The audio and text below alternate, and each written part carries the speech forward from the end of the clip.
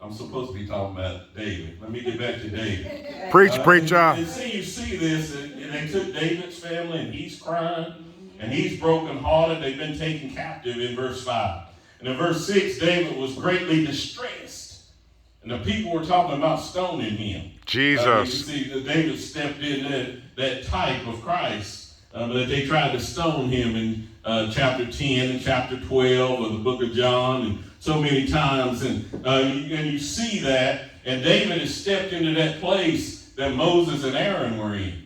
Because they got out there in the wilderness after they left Egypt, and there was no water, and they said, well, we're going to kill Moses, and we're going to kill Aaron. Jesus. Out here, and we're going to die. We're going to kill them first. Jesus. So they chose David as the captain, and now they're talking about killing him.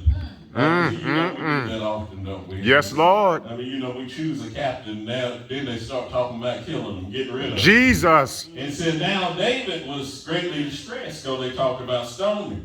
And because of the soul of all the people, the souls of all the people were grieved. And every man for his sons and his daughters. And, we read these stories and they sound, oh, this is a great story and everything. But I want you to put yourself, have a little sympathy or empathy, and put yourself in this position. Jesus. And you go off because you serving the Philistines, and you go off for 3 days, and you get back home, and somebody's burning your house down. Jesus. And they've taken all your loved ones. And they're taking them into captivity. They're taking everything that you had. And everybody's sitting there amidst the ashes.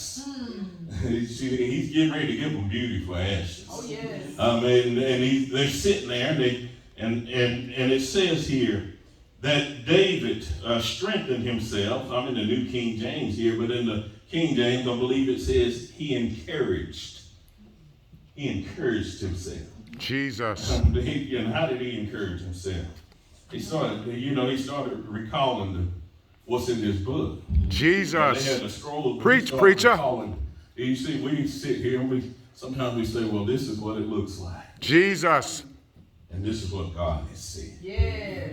He said, I'll never leave you. Amen. Or forsake you. Hallelujah. Jesus. Glory. In one place there, and in Genesis chapter 49, it said, you'll always have your hand in the neck of your enemies. Yes. Jesus. I want to start looking at some of the promises. Glory. And that's how he started encouraging himself. Glory. He started looking at this, and he said, well, the Lord said this. And then my situation says something totally different. Jesus. This is a hopeless situation. Jesus. But the words of the Lord. Yes. He said he knew that the oil had ran. He started remembering the time that Samuel had came. And everybody, David, running in from the sheep, he looked around and said, why is everybody standing and looking so tired? I can just see the kids there leaning up against trees, The prophet said, better not anybody in here sit down. Jesus. So David gets here. Yes, Lord. And I can just see him. You ever have one of them long church services and everybody's Yes, leaning, Lord. and they're about to fall over, and the preacher won't stop preaching. Yes, He Lord. got something else to say, and say one more thing, One more thing. I'm going to say one more thing. You have to encourage yourself. Yes, Lord. Sometimes you don't have any encouragement for those around you. Sometimes Jesus. you feel like giving up. Jesus. You go out here in the world and try to accomplish something, and every voice is negative. Yeah. Jesus. And you have to encourage them. They weren't just negative, they were going to kill him. Jesus. And he had to encourage himself.